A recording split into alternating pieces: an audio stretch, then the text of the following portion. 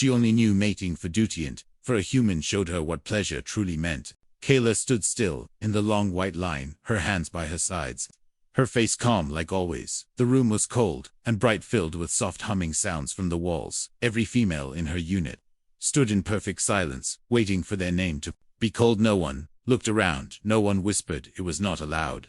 They had been raised for one thing, to obey and serve, to be useful to the system, and nothing more. Kayla had known this routine since she was a child. Once every moon cycle the females of her level were selected for duty, the pairing duty, where they would be matched with a male partner for the purpose of continuing the line.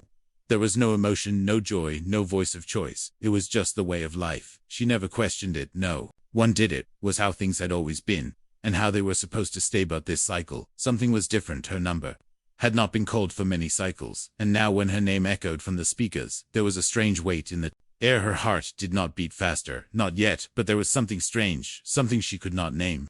The guard led her through the smooth silver hallways, down to the preparation chamber, where she was told to cleanse and wear the white silk robe, the same robe used for pairings. Nothing had changed on the outside, but her mind felt heavy. Then she heard it, a voice she had never heard before, deep and unsure, a male voice, and it was speaking not in code, not with commands, but with real words. Words filled with confusion and feeling. The voice belonged to her new partner, the one she had been assigned to for this cycle. He was whom Kayla turned slowly as the door opened, and there he stood, not tall, not armored like the warrior class, but soft and curious. His eyes moved over the room, then landed on her, and instead of nodding or saluting, he smiled, a small, quiet smile, like he was nervous, like he did not belong. She tilted her head, unsure what to do. He was not behaving like the others she had met before. They always followed the pattern, stood at the center, and waited for the ritual to begin. But this one stepped back as the door shut behind him, and spoke again, this time to her. So, "You're Kayla, right?" She blinked once, then nodded,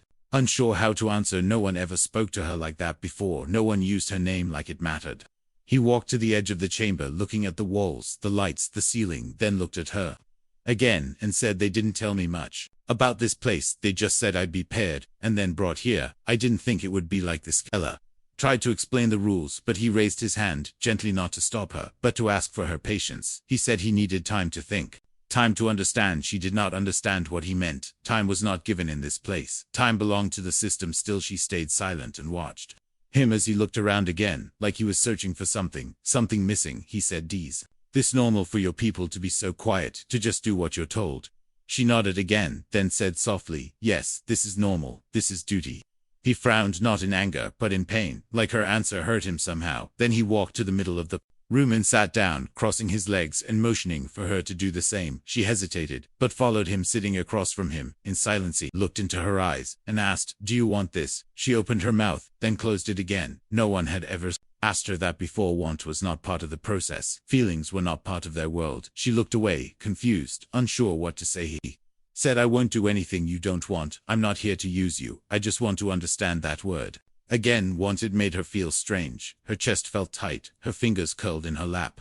She did not understand what he was doing, why he was breaking the rules, why he was not starting the pairing like all others. Then he pulled something from his coat, a soft blue cloth, and handed it to her. It smelled warm and fresh, and he said, "You look cold here. Take this." Her hands touched the cloth slowly. It was soft, much softer than anything she had felt before.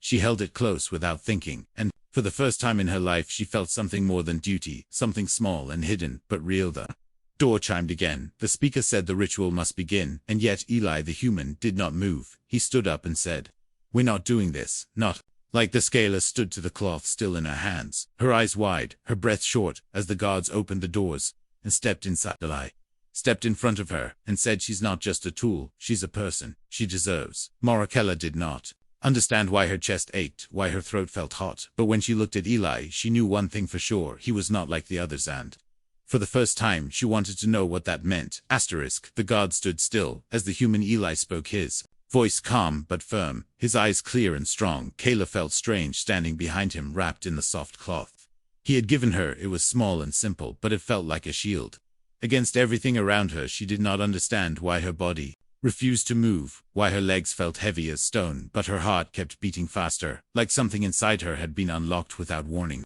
The lead officer stepped forward and gave a command, but Eli did not move. He looked at Kayla and then back at the guards and said he would not follow the ritual, he would not take part in something he did not believe in. Kayla had never seen anyone disobey like this, not without punishment, not without being taken away. She thought they would strike him down or pull him from the room, but instead the guards stepped back one by one, as if unsure what to do. The system had never prepared for this, not from a human, not from someone outside their design. They gave her a choice. The officer said that female can report him, or she can return to the chamber and complete the ritual alone. It must be done. It cannot be left incomplete. Looked at Eli, and he looked at her with soft eyes full of something new, something she had never seen before. Not pity, not anger, something deeper, something quiet and gentle.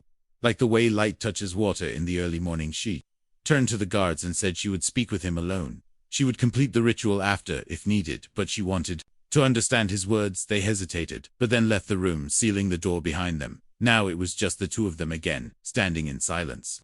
Kayla felt her heart pounding, but she did not know why she had never been alone with a male before. Not like this, not without being told what to do next, not without being touched or ordered or commanded. Eli sat down again and looked up at her, his voice low and calm as he said, "I don't want to hurt you, Kayla. I don't want to use you. I came here because I thought I could help build peace, but no one told me it would be like this." Kayla slowly sat beside him, unsure what to do with her hands, unsure how to speak. The silence between them felt thick and strange. Not empty, but full of questions. She did not know how to ask. She said, "This is the way of our kind. Pairing is duty, not desire. We must obey, we must continue the line, or we are of no use." Eli shook his head, not with anger but with sadness, and said, "Your people see you as tools, but I see you as something more. You are a person, Kayla, not a machine." Kayla looked at him, unsure what he meant. Her training had never taught her words, like person or choice or comfort. She only knew commands, only knew schedules and expectations. She asked him why he would come all this way just to say no, why he would waste his time and risk punishment. He smiled a little and said, "Because you looked afraid, and I could not stay silent." She felt something move inside her, like a soft ripple, something that made her feel lighter and heavier. At the same time she touched her chest and asked him, "What is this feeling?" He said, "Maybe it is what freedom feels." Kayla leaned closer, not knowing why, not understanding what pulled her in, but needing to hear more of his voice. It made her feel safe, like she could breathe deeper than ever before. He told her about Earth, about how humans see love not as a task, but as a gift. How true bonding comes with trust, with joy, with shared feeling, not force, not fear, not empty duty. She listened with wide eyes, with open ears. Every word like a drop of color on the gray world she had always known, and for the first time, she wondered if everything she was taught might be wrong. Eli reached out slowly, his hand hovering in the air, not touching, not forcing, and said, "May I hold your hand? Only if you want it, only if you feel safe." Kayla stared at his hand, so close yet not touching, and after a long moment she placed hers in his fingers wrapped around hers gently, not gripping, not pulling, just holding. Her skin tingled, and her breath caught, and she asked him softly, "Is this what it feels like to be wanted?" He nodded and said yes, and it should never feel like anything less. The chamber lights dimmed around them, and a soft chime echoed from the walls. The time for the ritual was nearly over. The system would demand a result. Kayla looked at the wall, then at Eli, and said, "I do not want to follow the system this time, not if it means losing." He smiled again, and said, "Then let's make our own choice together." She felt her heart beat like a storm inside her chest, but for once it did not scare her. It felt alive. It felt reland as they sat there hand in hand, in a room built for cold duty. Something warm and new began to grow between them, something that no rule could ever erase. Kayla sat in her sleeping chamber alone, her fingers brushing the edge of the soft blue cloth Eli had given her. It was hidden under her blanket, folded with care. She should have thrown it away. She should have reported him. She should have obeyed the rules, but she had not done any of those things. Instead, she sat with her heart full of something strange and unknown. Every hour since their meeting, her mind had gone back to the moment when his fingers wrapped around hers so gently. It was the first time she had touched someone without fear, without cold duty. She could still feel the warmth in her palm. She had never known that touch could bring peace. The lights in her room dimmed, and the speakers gave the nightly signal. All units were to rest. No movement, no speech. But Kayla could not sleep, not tonight, not with her mind so full of questions. She sat up and reached for the cloth again, holding it close to her chest. Her body shook with a feeling she had no name for. It was not pain, not hunger, not fear. It was something else, something deeper. Then a soft sound came from the wall, a whisper so low she almost missed it, a secret tone used only in emergencies. Her eyes widened as she stepped forward and touched the panel. The screen lit up, and there was one word displayed: come. She hesitated. Her training screamed to report it. Her duty told her to turn away, but something stronger pulled her forward. Something inside her wanted to see him again. She moved through the silent hallways like a shadow, past the sleeping units, past the guards who watched without knowing she was not supposed to be out. She was not supposed to want.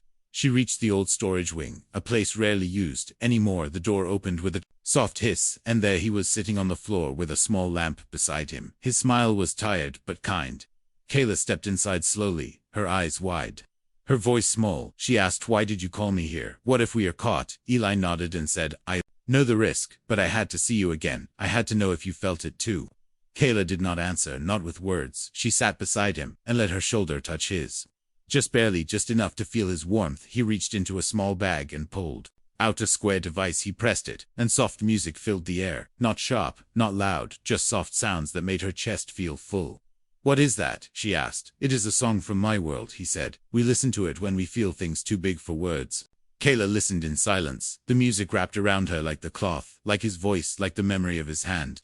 She asked him again why he would risk so much just to speak with her, why he had not done what the others did before him. Eli looked at her and said, "Because you are not just a name on a list, Kayla.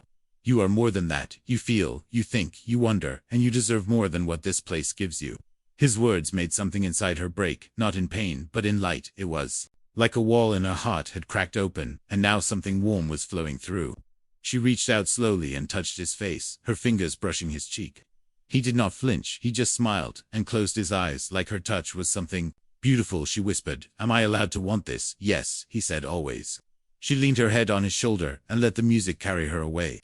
The silence between them was no longer empty. It was full of meaning. But outside that small room, the system was already watching. The hidden eyes saw her leave her room, saw her enter the forbidden wing, saw her sit beside the human. Back in the main chamber, the leaders gathered, their eyes cold, their minds sharp. The head elder spoke in a low voice. "The female has broken protocol. The pairing failed, and now she must be corrected." Kayla felt nothing of this, not yet. She only knew the warmth of the moment, the gentle sound of a song from another world, the slow beat of a heart beside hers. Eli turned to her and asked, "Do you know what pleasure really means?" "Kayla," she shook her head slowly and said, "No, but I want to." He nodded and said, "It starts with choice, and it grows with care." She looked up at him, her eyes shining with something new. She said, "Then teach me." And in that quiet moment, two souls from different stars shared something the system could never control, something no rule could touch. But in the shadows, the order was already given. The guards were on their way. The silence would not last, and Kayla would soon learn that the price of feeling could be higher than she ever dreamed. The door slammed open and bright white lights blinded Kayla as the guards stormed into the storage room. She had no time to speak, no time to reach for Eli, no time to run. Their hands were rough and fast as they pulled her away from him. Eli shouted her name, but his voice was drowned by the heavy boots and sharp orders echoing through the halls. Kayla struggled, but the system did not care about her fear, her tears, or her voice. They dragged her through corridors she had never seen before. The walls were colder here, the lights brighter and harsher. Every step echoed like a warning. She tried to ask where they were taking her, but no one answered. She was not a person in their eyes. She was a problem that needed to be corrected. They called it the Center for Behavioral Recovery. But the older females whispered another name when no one was listening. They called it the Place of Silence. Was thrown into a narrow room. The walls pulsed with quiet tones, designed to strip thoughts, to remove feeling, to erase memory. She was told to sit. She was told not to speak. She was told this was for her own good. She sat there alone for hours, maybe days. Time did not move the same in that place. Her body obeyed because it was trained to, but her mind kept drifting back to Eli, to his eyes, to his smile, to the warmth of his hand. Each time she thought of him, the wall lights flashed red, and the soft tones grew louder, as if the room could feel her rebellion and was trying to crush it. They made her watch the old teachings again. Screens filled with images of obedience, of service, of silence. They told her, "This is your purpose. This is your life. This is the only way." But inside Kayla, something was changing. She no longer felt pride when they showed her examples of duty. She no longer felt calm when the images praised perfect behavior. She felt hollow. She felt trapped. She felt angry. The door opened and a figure stepped in. It was not a guard. It was not a medic. It was Elikala's. Eyes widened. She stood quickly. Her mouth opened, but the guard behind him raised a weapon, and she stayed silent. Eli looked tired, his clothes worn, his face unshaved, but his voice was steady as he spoke to the officers. "This treatment is wrong," he said. "She has done nothing except feel something real for the first time in her life." The officers replied that she had broken law, that emotional bonding without approval was a threat to system order, that the human was corrupting their structurally, stepped forward, and said if this is corruption, then maybe your system needs to fall. The room went silent. Keela felt her breath stop. She had never heard anyone speak against the system, not like that, not with such truth, not with such fire. The lead officer stepped closer and said, "If you do not leave, we will remove you permanently." Eli looked at Kayla, then back at them and said, "Not until I see her free." The room filled with tension. One wrong word, and he would be gone. Kayla took a step forward, her voice weak, but clear. "I choose him." The officers froze. That word was not in the system. No one chose anything. They were assigned. They were instructed. They were processed. But Kayla had spoken it loud and clear. "I choose him," she said again, louder. This time her voice shaking, her body trembling, but her eyes locked on Eli's. Lead officer turned to the others and gave a cold signal. "Remove her from the breeding line. Place her in isolation until further notice." Kayla felt hands grab her again. Eli tried to reach for her, but the guards blocked his way as they pulled her down another hall. She looked back and saw Eli's eyes still full of fight, still full of hope. In the isolation room, there were no sounds, no lights, no warmth, just walls and cold air. Ella curled up in the corner, her thoughts spinning, her heart heavy but not broken, not anymore, because now she knew something they could never take from her. She had made a choice. She had felt something real. She had been seen not as a number, not as a tool, but as a person. And even if they locked her away, even if they erased her records, she would never forget the night she whispered, "I choose him," because that night her world had changed. Dan, somewhere out there, Eli was still fighting, still trying, still believing in something more. And for the first time, Kayla did not feel alone in the dark. Kayla sat in the isolation chamber with her knees to her chest and her mind full of questions. The silence pressed against her skin and made her feel small, but not empty, not anymore, not since Eli had looked into her eyes and spoken to her like she mattered, not since he had reached for her not to take, but to give. She was no longer afraid of the quiet. She used to fear it, because it meant punishment. Now it felt like a place to remember, the warmth of his hand, the way he smiled, the way he had stood between her and the gods. Without armor, without weapons, only words and a heart full of courage. Every moment alone made her memory of him grow clearer, not weaker. She thought of the music he played, and the way her body felt when his shoulder touched hers. She had never known that a touch could be soft, that it could make her chest tighten in a way that was not fear. She waited for days, or maybe longer. The lights never changed. The food came through a slot, and no one spoke to her. The system wanted her to forget him, to forget choice, to forget that she had ever whispered the words, "I choose him." But she did not forget. She could not then. One day the silence broke. The door hissed open, and two guards entered, their faces hidden behind dark glass. They ordered her to follow. She stood without a word, her body thin from waiting, but her steps steady. She was led down a hallway she had never seen before, past chambers full of light and machines, past places where voices whispered behind walls. At the end of the hall stood a new room, not cold, not metal, but covered in soft fabric, in natural light. It looked like a memory from a dream.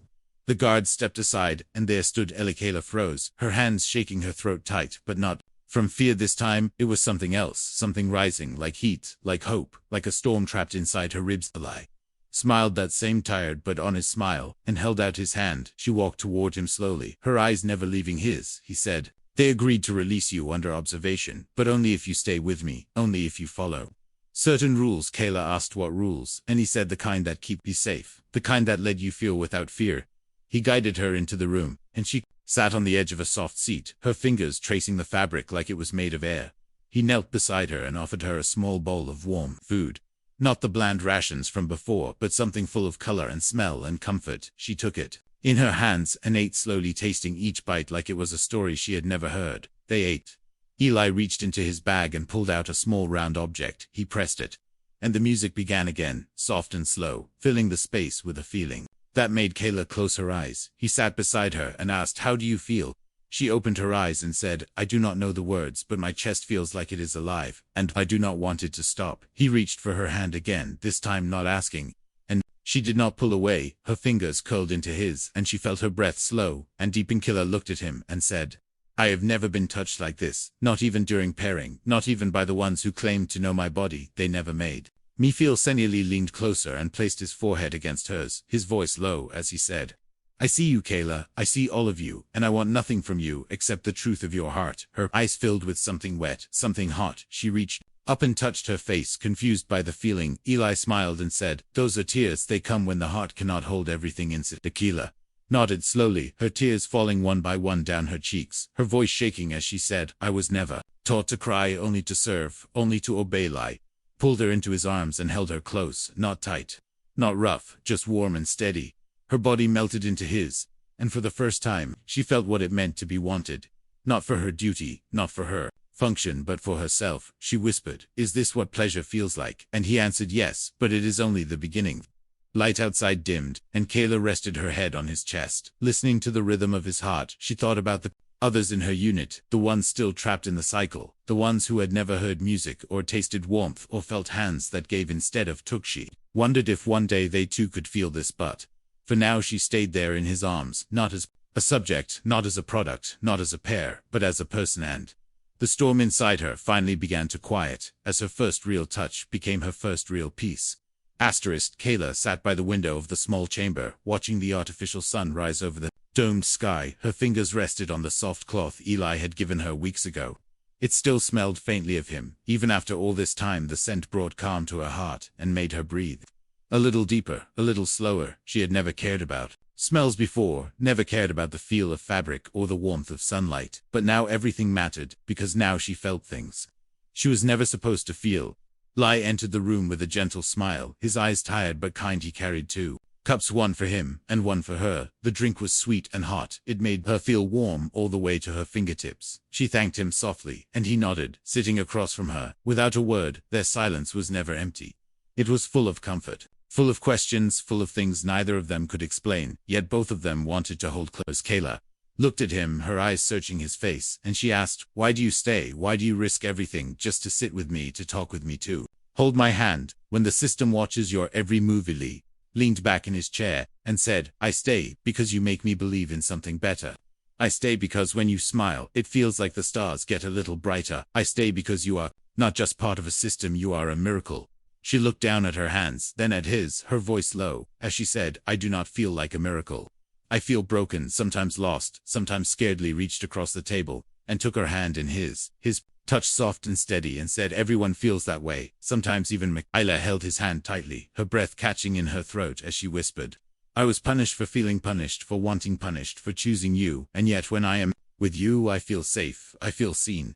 He nodded slowly, his thumb brushing the back of her hand in small careful circles. He said, "You were never meant to live in chains, Kayla, not in your body, not in your heart." She blinked fast, trying to keep the water from spilling from her eyes, but it came anyway, slow and hot, running down her cheeks like rain. She pressed her free hand to her face, confused, afraid. She whispered, "I do not understand why this is happening."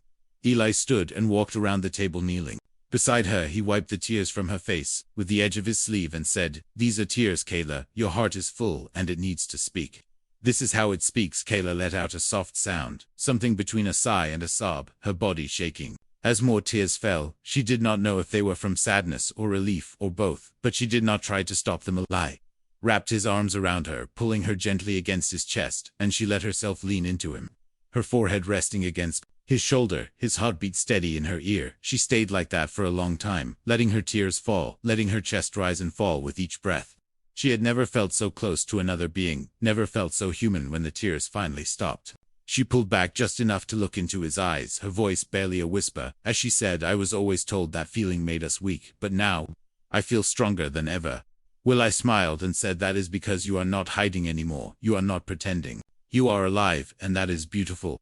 Kayla reached up and touched his cheek, her fingers tracing the shape of his jaw, the curve of his mouth, the warmth of his skin. She said, "You taught me more in one day than my people taught me in a lifetime." He took her hand and kissed her palm softly, his lips warm and gentle. She gasped at the feeling, her eyes wide, her breath short.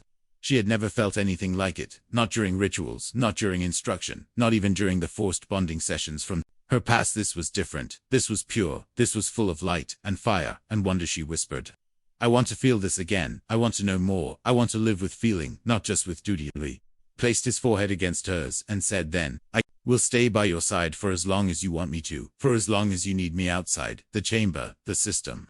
Continued to watch the monitors, continued to blink, and the voices behind the walls continued to whisper, but none of it reached them. None of it touched what they shared in that quiet room. Kalo had cried for the first time in her life, and instead of being punished, she was held, she was seen, she was loved, and now she knew there was no going back, because once a heart opens, it cannot be closed again, not by silence, not by walls, not by fear only, by love, and she had found it in the arms of a human who chose her before she even knew how to choose herself.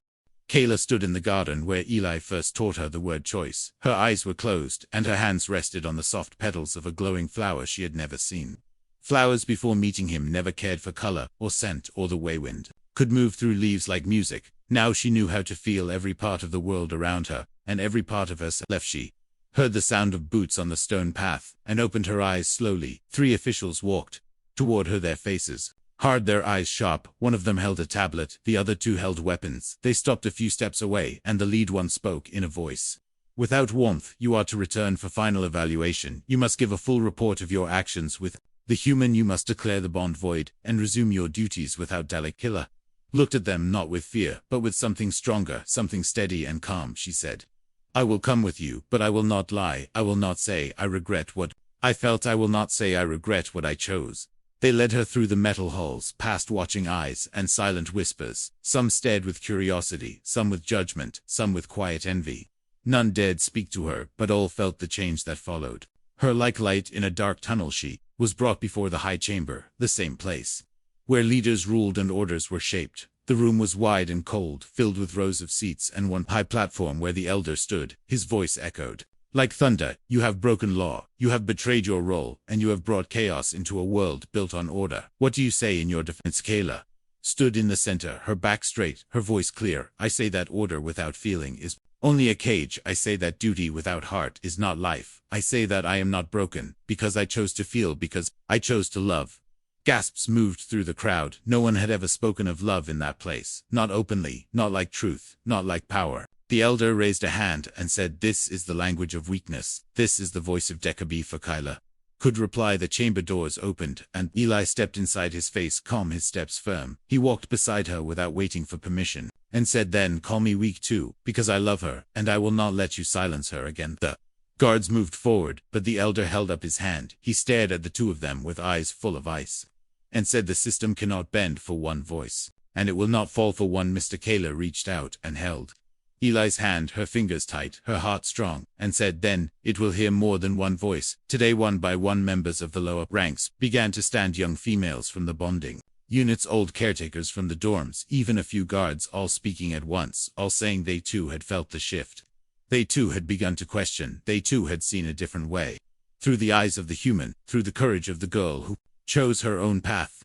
Elder slammed his staff against the floor and shouted, silence, but the voices kept rising louder and louder until the chamber shook, not from rage, but from awakening. Kayla turned to the crowd and said, I do not ask to destroy the old ways. I only ask to make room for something more, for feeling, for connection, for truth that is not given by force but found through truth. Seeley looked at the leaders and said, if this world truly fears what we share, then maybe it was never strong at all. The elder stood frozen, his voice lost its power. Shaken, he gave a final order. Review must be made. Changes will not be rushed. You will be observed and judged, and if danger is found, you will be removed.